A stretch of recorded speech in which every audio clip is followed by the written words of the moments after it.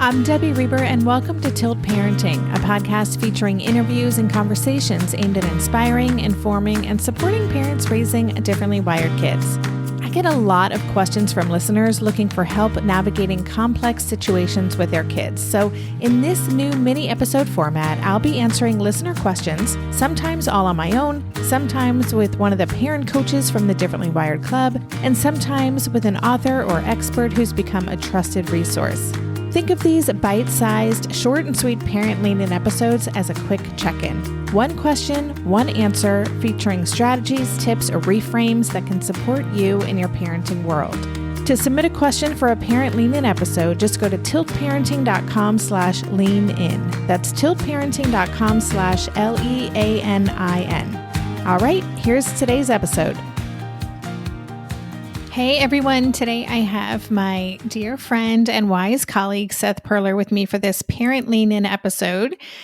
Seth has been on the show many a time, but in case he's new to you, he is an executive function coach and consultant with extensive experience addressing extraordinarily diverse learning needs. Seth has a passion for meeting the highly unique needs of individual students and places heavy emphasis on addressing social, emotional, lifestyle, and executive function issues in order to help students experience success. He also, just going to say, has a ton of free resources on his website, which is sethperler.com. And if you want to work more closely with Seth, I highly encourage you to check out his new Executive Function Lab, which is where he coaches people on how to get big results for their struggling students. He offers a ton of tools, and it's just a fantastic community. So welcome, Seth, to the podcast. Thanks, Debbie. Thanks for everything you do in the world because you're awesome. And hi, everybody. Thank you, Seth. Well, I love doing this stuff with you, so I'm excited. So let's dive in. We're going to tackle a really interesting question. And as all the questions that we're doing in this series, I'm trying to choose questions that I know all listeners are going to get something out of the answer. So the question is, how can I take concepts from the work of the self-driven child, which you guys, I talk about it all the time. It's written by Ned Johnson and Bill Stixrud, in allowing my ADD son to control his own future while not being completely hands-off, which ends up with my son not completing optional homework, being unprepared for assignments due to his executive functioning challenges. It feels like the two approaches cannot coexist. Any advice? So, such a good question. And I think that's like between a rock and a hard place that so many parents like find themselves. It's like, you know, the idea for those of you who aren't familiar, and I highly recommend you listen to the episode I've done with Ned and Bill about this book. Check out the book. It was really my main resource for the high school years. But it's really about giving our kids control over their lives. And we do that by scaffolding. We do that by they call it being a consultant to our kids, and really trusting that they can make their own decisions and learn from their mistakes. And then we're there to support them along the way.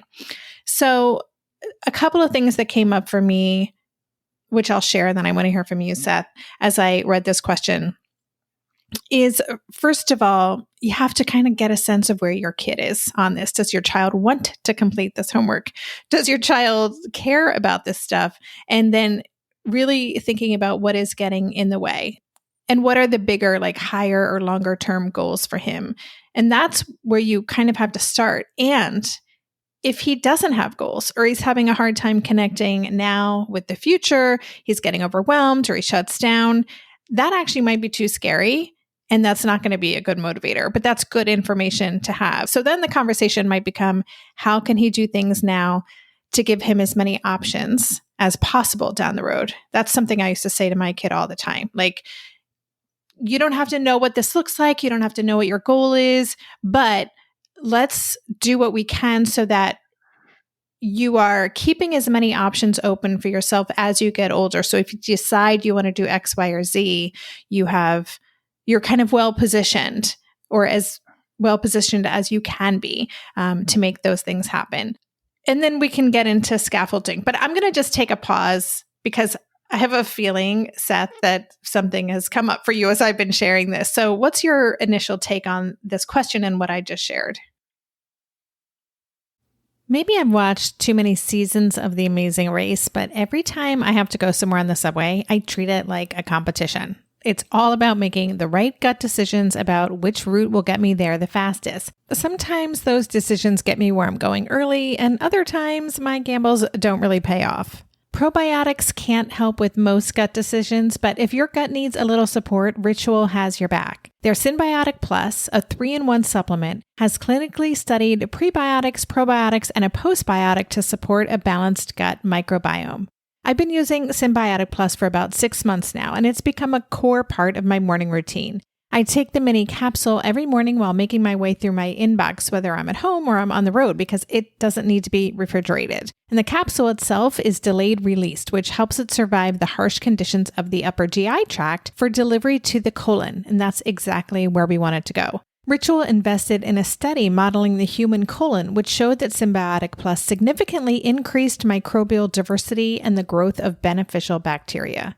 There's no more shame in your gut game. Synbiotic Plus and Ritual are here to celebrate, not hide your insides.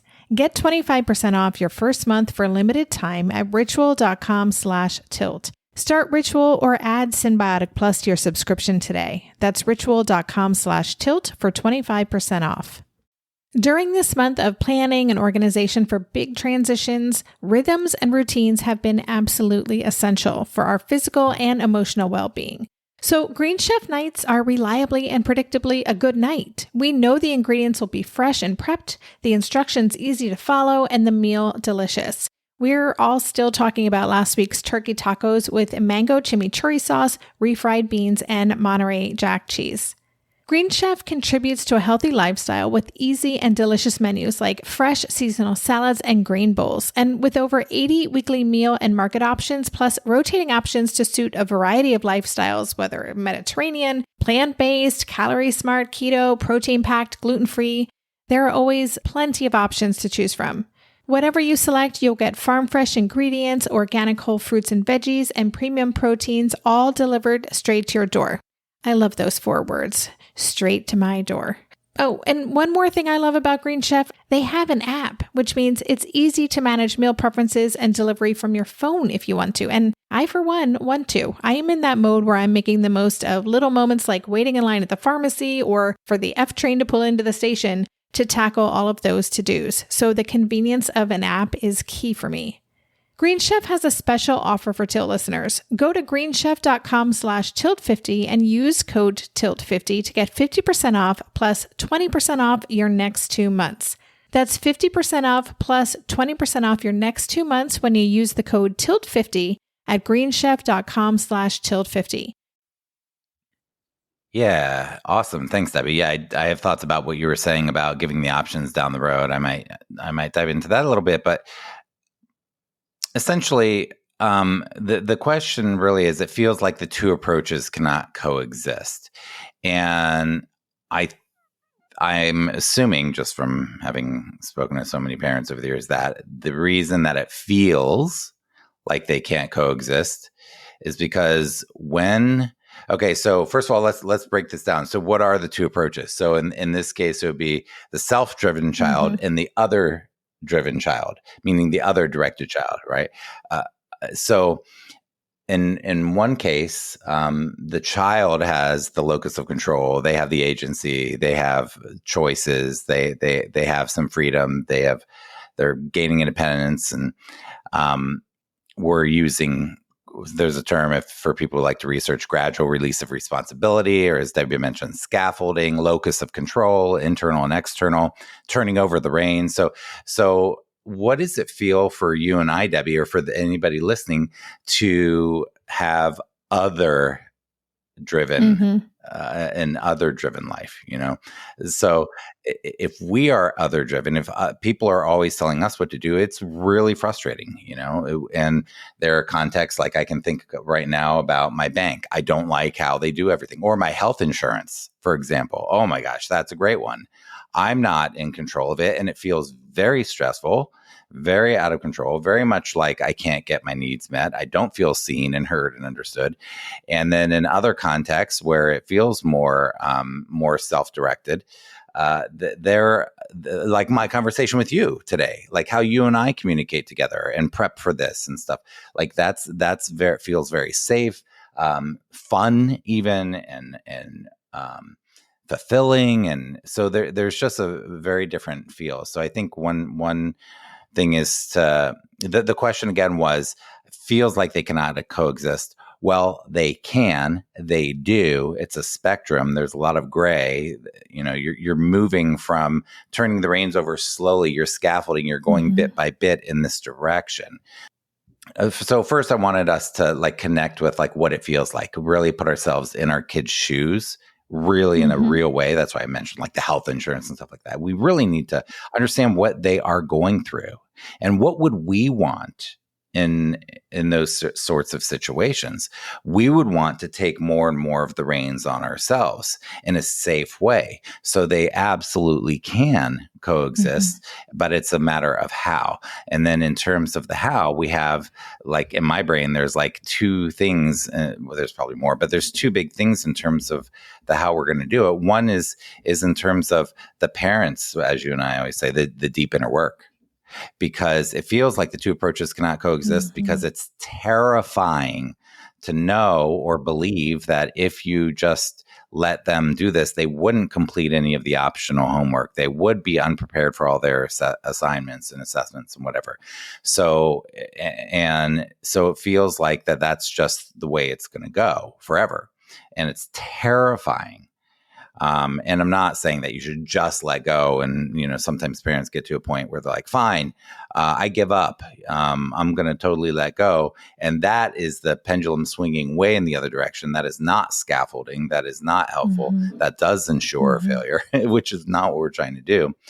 But we want to support them in scaffold, and I'm sure we'll both talk more about that. So that's the one way, is like the parents doing their deep inner work, and then the other side of it is what the kid is or the child is experiencing in terms of them feeling supported, like they can do these things, like they are being compassionately understood for where they're at, and given little tools to have successful experiences to transition that. And I like that you use the word conversation. You said train the conversation to giving them options down the road. So much of this has to do with how we communicate with our kids, not only the conversation, but also the self-regulation of the parent and our own anxiety and how that feels to our kid. And we can say, okay, you've got this, but if we, in our voice is all this anxiety and we don't believe it, they sense that.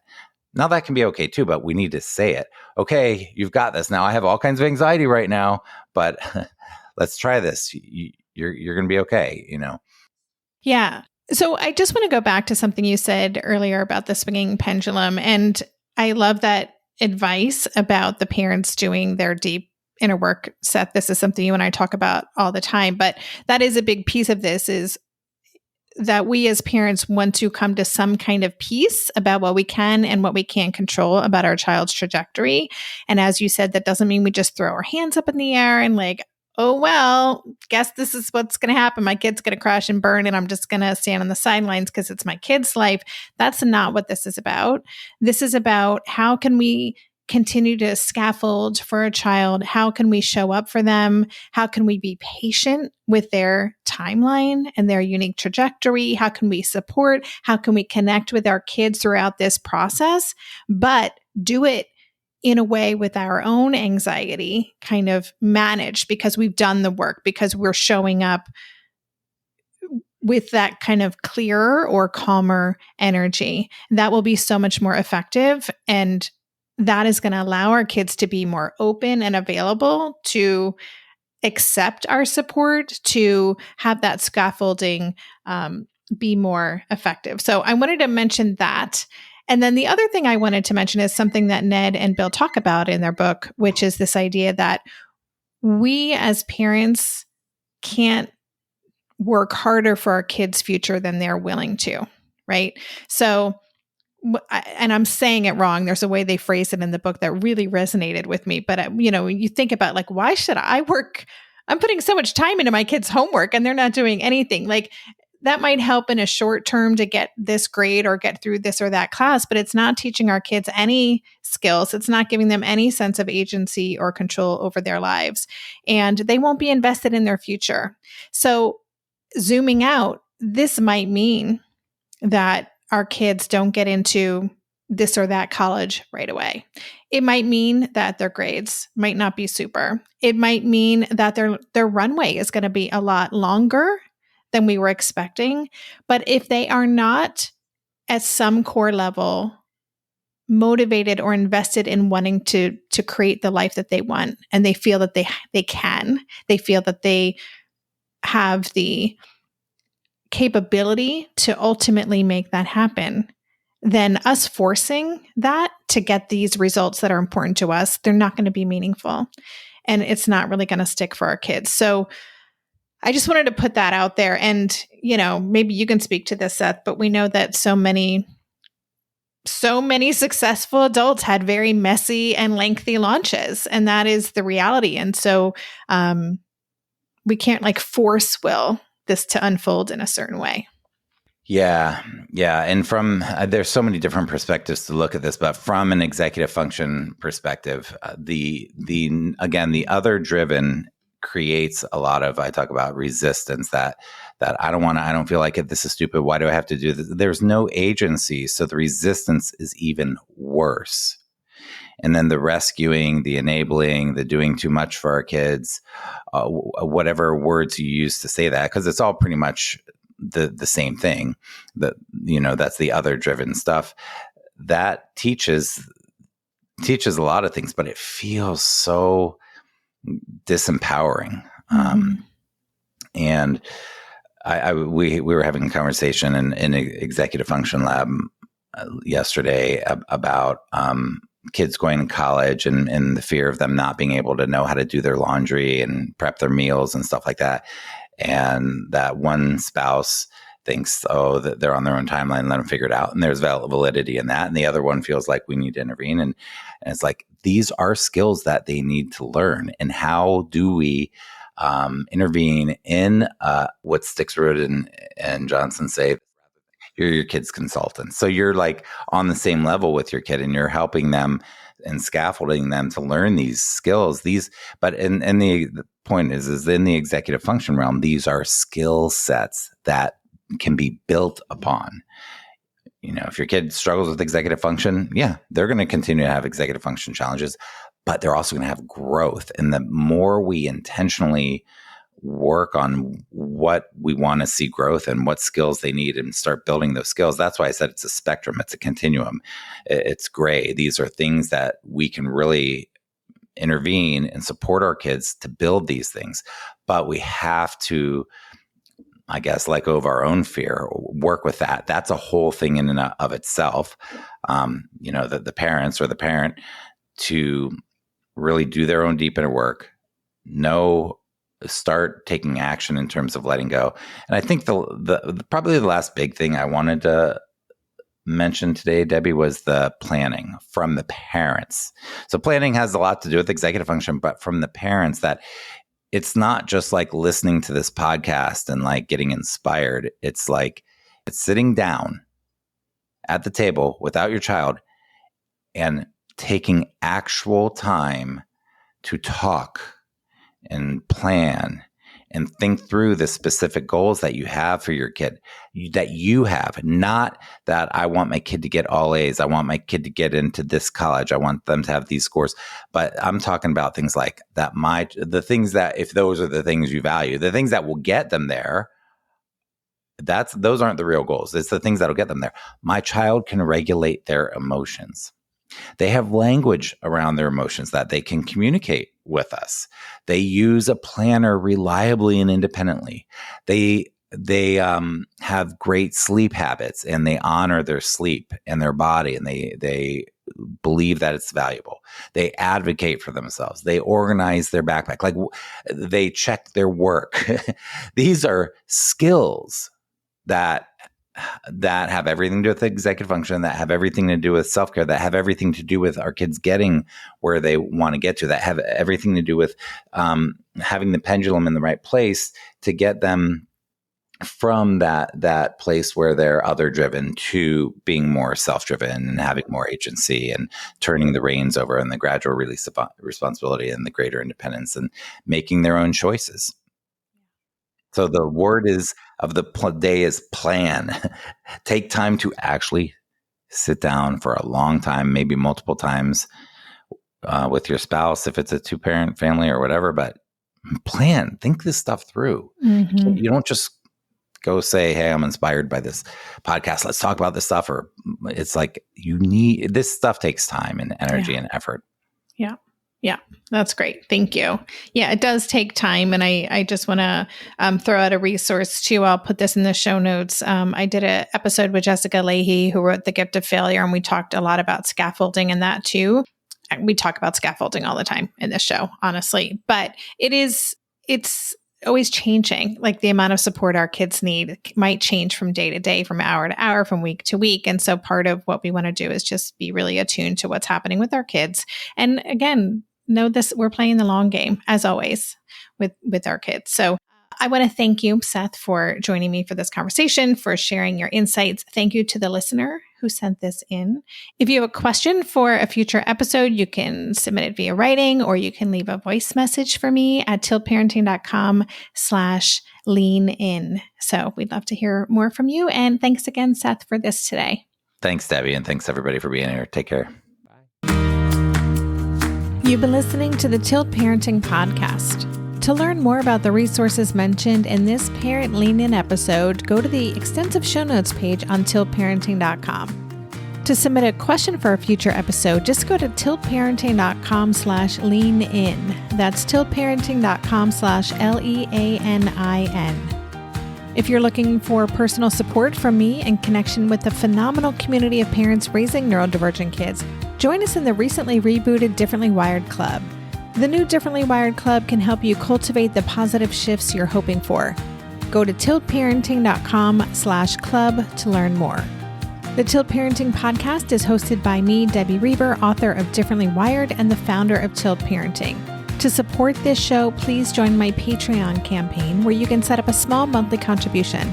Just go to patreon.com/tiltparenting to learn more. If you want to follow Tilt on social media, go to @tiltparenting on Instagram and Facebook. Lastly, please take a minute to leave a 5-star rating or review on Apple Podcasts or wherever you listen to podcasts. That helps this show stay visible so others can find it more easily. And that's all for this week. Stay safe, stay well, and take good care. And for more information about any of the parenting resources Tilt offers, visit tiltparenting.com. Are you overwhelmed by the things that get in the way of you doing what you want to do? Are you looking for ways to simplify life to better align with your values? Do you want to create space in your schedule so you have room for more of the good stuff? Play, joy, relationships, gratitude, and more? If you answered yes to any of these questions, I invite you to check out Edit Your Life, a podcast to help you edit the unnecessary from your life so you have more room to enjoy the awesome. Through episodes with me, Christine Coe, and a range of super smart, compassionate, and thoughtful guests, you'll come away with big picture insights and practical ways to declutter your home, schedule, and mental space without getting bogged down by perfection. I have always believed that small moments and actions matter tremendously. My goal is to help you find agency and space in your life through doable baby steps that will leave you feeling accomplished instead of overwhelmed. Check out Edit Your Life wherever you enjoy your podcasts.